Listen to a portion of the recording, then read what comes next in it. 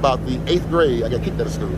Okay. I was constantly fighting and. So do you think some of that, what we just talked about, may have contributed to that? Looking back on it, definitely that and some other issues that are very traumatic. What were the other issues? One of them was. Okay. And with that issue there, I kind of went south.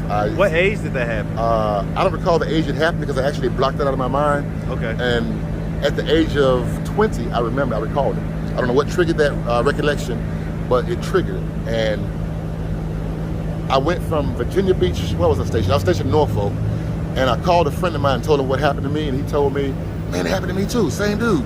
I said, I'll be home tomorrow, I'm gonna kill that nigga, man. Excuse my expression. It's all good. And make a long story short, show you how God operates. It wasn't for me to deal with that.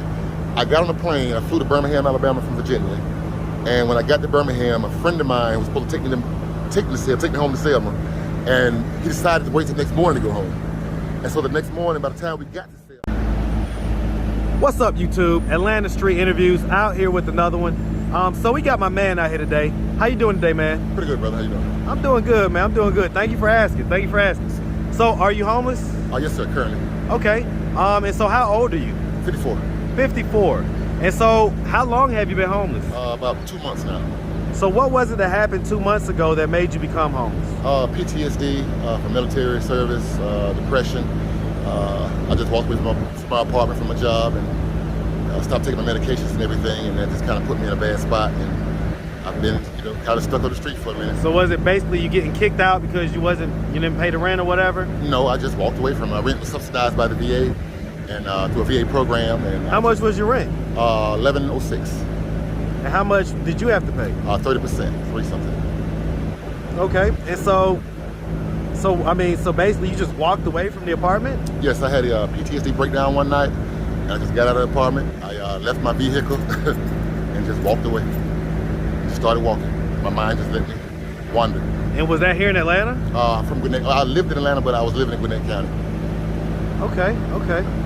And so, once you got done with the episode, you didn't think to go back? Yes, but at that point, it was over. The apartment was over. How many days later was it? Probably about, it was about 6-7 weeks later. 7 weeks later, because I was not taking the medication and complying with the treatment program. I was, not able to go, back over there. So are you able to get back into the program? Yes. Have you tried to do that? Yes, I currently have to meet with the rep to get a voucher signed to get back into the program. Okay, and what about your vehicle? My vehicle is at S&W Tow over in Jonesboro. I owe too much on it now to get it out, so. How much do you owe? Probably about $3,000 now. They towed it from over by the place, and they said that it was an abandoned vehicle, and it wasn't abandoned. Well, it was abandoned. I just left it. What kind of car is it? Audi. What year? Audi 2016. Audi A4. Yeah, I messed up real bad. I had a job working as the manager of the restaurant. What restaurant? JR's Log House. I don't know if you can see this from the camera, but that was me at work. Wow. Yep. And then here was my vehicle. Like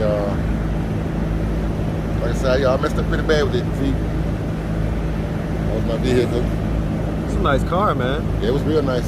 That was the premium. Is it paid off or? No, I still owe quite a bit on it. Okay. I had to finance with the Navy Federal and still owe on it, but like I said, the PTSD, what we call it is the invisible wounds of war. And a lot of people don't understand, how that really affects some individuals who've been in combat. With me, I have traumatic episodes where I literally relive the things I've been through, the type of service that I rendered. I'm not gonna really get into details of that because it kind of still bothers me. I'm not on medication right now. And I'm a detailed guy, man, but I'm gonna stay away from that, man, because I just saw you about to kind of go off on a couple folks over there, man. Yeah, that screaming that took me somewhere. I see. It took me somewhere. But other than that, all I really need to do is I really need to get back on my medication, get back into counseling. Have you done that? No, sir, I haven't. Why not? My mind kind of every day I say I'm gonna do it, I don't move. I get stuck, so to speak. Are there any drugs involved? Marijuana. I spoke that for the PTSD. Okay. Yeah, I'll keep it real. So no cocaine or anything like that? No hard drugs? No. Okay. No alcoholism? Don't even drink. Okay. All right, man. I mean, cause yeah, you look like a pretty clean guy, man. And so let's just start from the beginning, man. So where are you from? Originally from New York, Bronx, New York. And I'll tell you what happened though. My mother, she died in 74, I think it was. How old were you? I was maybe 4 or 5 years old. And so my grandmother from Selma, Alabama, came up, got my brother and I, and relocated us to Selma, Alabama, of all places. Wow. Exactly. So from the Culture Bronx shock. to Selma, Alabama. Culture shock. Hey, brother. man, listen. Shout out to BX. Shout out New York. All right. I'm from a town that's right there next to the Bronx, man. Okay. And so, Yonkers, yeah, come on, man. Money earning Mount Vernon, my man. man. I'm off the Grand Avenue, off the Grand Concourse. Okay, yeah. Okay. So I mean, and then shout out Selma too, man. Shout out Selma. Rich in civil rights history. Yes, absolutely, man. And so, yeah, that's a heck of a culture shock, man. Yeah. If you don't mind me asking, how'd your mom die? She had a botched abortion, I call it. She had twins and apparently took out one of the fetuses and left the other one in her, and she died. She was, I guess you call it poison of the dead fetus in her body. Man. Yeah. How many siblings do you have? One. Older or younger? Older, 1 year older. Well, actually 11 months older. Okay, so you guys was back to back? Yeah, back to Y'all back. have the same dad, same mom? No, just same mom, not the same dad. Not the same dad? His dad is actually from Selma. My dad's from Fort Valley, Georgia. Wow. So how'd she end up in New York? Back then in the 50s and 60s. Yeah, you're right. A lot of people used to migrated up. Especially a lot of young women. Yeah. I hear so many stories. Yeah. Like that. Okay. Yeah. All right. And so I mean, so growing up in Selma, Alabama, you say with your grandma. And by the way, so where was your dad? Did he not? My dad died shortly after my mom, but from my understanding, he was in my life as a child. I just don't remember him. Okay. When he died, I lost contact with the family, I guess. And so what happened is I actually didn't know where he was or who he was until I was about maybe 30 years old, 27 years old. I had a call from someone who told me where my grandmother was on my dad's side. And I found them and they knew who I was and they've been looking for me all my life. And so I have a relationship with that side of the family now. How do you think the absence of knowing kind of your father's family, what kind of hole did that leave in you growing up? Well, growing up in Selma and observing other people have fathers and mothers and, my brother having a dad right there in Selma with us who treated me like I was his son. Right. It still kind of gave me, what's wrong with me? I don't have a dad. What's wrong with me? I don't have a mother. All the other kids got a mom, they got a dad. What's wrong with me? It kind of put a subconscious thought in my mind that something was wrong with me, which it wasn't. But at that time, I couldn't process the fact that, I didn't have a father. I didn't have a mother. So I didn't deal with that well as a child. I can imagine. All right, and so, I mean, when did you get into the military? 1987. How old were you? 18. Okay, so you went to high school, I'm assuming you graduated? Actually, I went to school, and after about the 8th grade, I got kicked out of school. Okay. I was constantly fighting and... So do you think some of that, what we just talked about, may have contributed to that, looking back on it? Definitely. That and some other issues that are very traumatic. What were the other issues? One of them was... Okay. And with that issue there, I kind of went south. What age did that happen? I don't recall the age it happened because I actually blocked it out of my mind. Okay. And at the age of 20, I recalled it. I don't know what triggered that recollection, but it triggered it. And I went from Virginia Beach, where was I stationed? I was stationed in Norfolk, and I called a friend of mine and told him what happened to me, and he told me, man, it happened to me too, same dude. I said, I'll be home tomorrow, I'm gonna kill that nigga, man. Excuse my expression. It's okay. And make a long story short, show you how God operates. It wasn't for me to deal with that. I got on a plane, I flew to Birmingham, Alabama from Virginia, and when I got to Birmingham, a friend of mine was supposed to take me home to Selma, and he decided to wait till the next morning to go home. And so the next morning, by the time we got to Selma, somebody had murdered that dude. What? Somebody had murdered the dude. By the time I got to Selma the next morning, the dude had been murdered that night. Wow. I had a 4.5 on me, military issue. I was headed to Selma to kill that dude. Wow. And I got to Selma in Birmingham and couldn't get there till the next morning. And when I got there, somebody had murdered the guy the night before. Yeah. And so you say this guy had did it to other people as well? Yeah, what it was, excuse my expression, he was... Hold on real quick. All right, quick interruption, man, but go ahead. So the guy, he was just going around, wanting to get boys to, have sex with him. He was, I guess you call it a bottom, and he liked giving oral sex to guys and doing, stuff, and he was kind of not a leader in the community, but he was somebody that we trusted. Yeah, he was known. We trusted. A known entity in the community. Yeah, we trusted. And so was he a politician or anything? No. Okay, but just I get it. He was known. But so anyway, I got to Selma, like I said, I found out that same morning somebody murdered him the night before. So I knew that was God keeping me from getting in trouble and throwing my life away. Yeah. Wow. Yeah. Wow. Okay. So again, that experience with that guy is something I also could not process, and that led to behavior issues with me growing up, fighting, beating up people, stupid stuff in school. And so again, I got kicked out of school. I went to Mount Meigs, Alabama, which is a reformatory school. And from there, I got my GED and went in the military. Okay. And so how long were you in the military? 23 years. Okay, so you got full retirement, you got the whole thing, right? All right, salute, man, and definitely appreciate you for your service, man. Well, I didn't retire. I got out after 23, and I'm fighting to get my VA disability right now. That's why I got to stay in this program to get everything situated where I can get my money. I mean, do my housing and stuff like that. Okay. But to get my full money, I got to, you gotta get right. There you go. Okay. And comply. Okay, and so I mean, how close were you to that before this latest PTSD episode happened? Probably. I was close. I said relatively close. And so that put you back a little bit. Yeah, because you have to be in treatment to, keep the doctors abreast of what's going on. So I mean, so what are we gonna do to prevent the same thing from happening the next time, right? Stay on my meds. See, what happens is the medications. Some of the medications, the side effects are so horrific to me that often myself and others feel like, hey, fuck this. I'd rather be off the medication. What are the side effects? Headaches, cramps,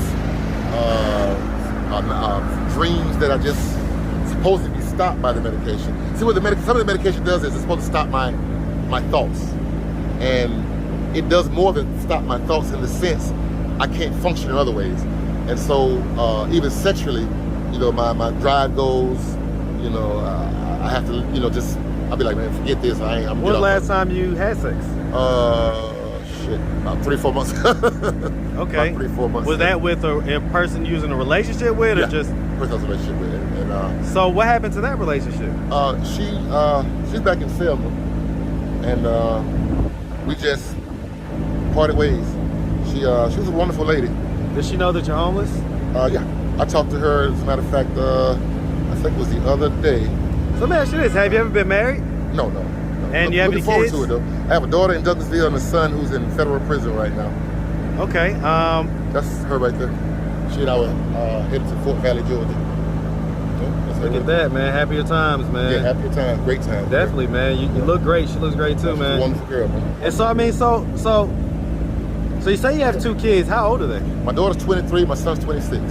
And same woman? No. One by a lady in Douglasville and one by a lady. Well, his mother's deceased. She's from Selma. Okay, and so were you active in any one of their lives? The daughter, yes, but the son, no. She didn't realize he was my son until after she got divorced. The guy that she thought was his father, when they divorced, for some reason he wanted a blood test and found out that wasn't his son. And she said, Steve, you're the only other guy I was messing with. And at the time she and I was messing around, I would go home on leave, hang out with her for a while, and so she didn't think nothing of it. She thought it was the other guy, but I thought it was mine.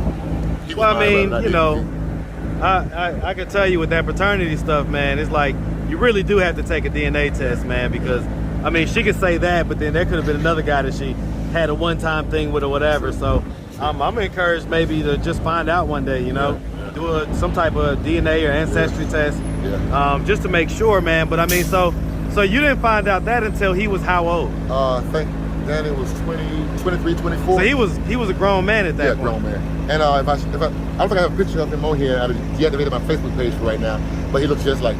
Okay, when I looked at him, okay, so I didn't worry about taking the test. Yeah. I can dig it. I can dig it, man. At his age then, but you say that his mom was married. Yeah. And when they got divorced, so okay, so were they married when you guys was doing what you do? No. They got married after that. Yeah. Okay. I left, went back to Virginia, and I got transferred to Mayport, and after that, she contacted my brother to still trying to find him, and we talked, and so I went to visit him. Found out, What's he in prison for, man? Selling guns. I'm not mistaken. It's selling guns. Arms dealer. All right. Yeah, arms dealer. And so, okay. So, all right. And so, I mean, we're gonna try to stay on our medication. Yeah, definitely. But the side effects are still there. Yeah. So, are we just planning on just toughing through him? Yeah.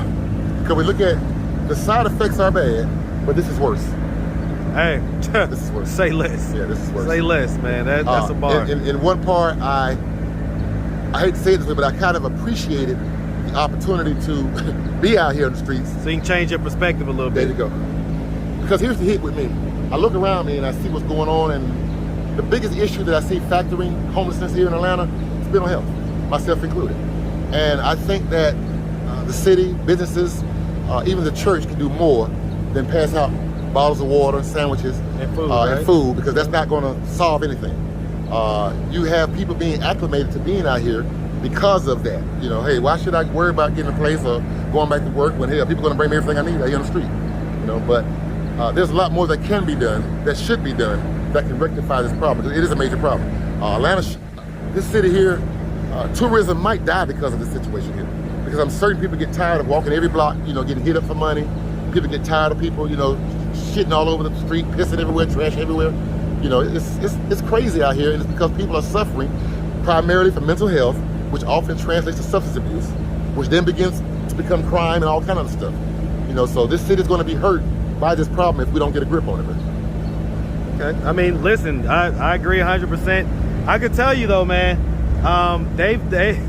this ain't the first rodeo, man, with homelessness in Atlanta. This has been something that almost every mayor, every politician has, you know, said that they're going to address. Yeah. But I think that you just kind of hit the nail on the head, man. I think that it starts a lot of times with the mental health. That's right.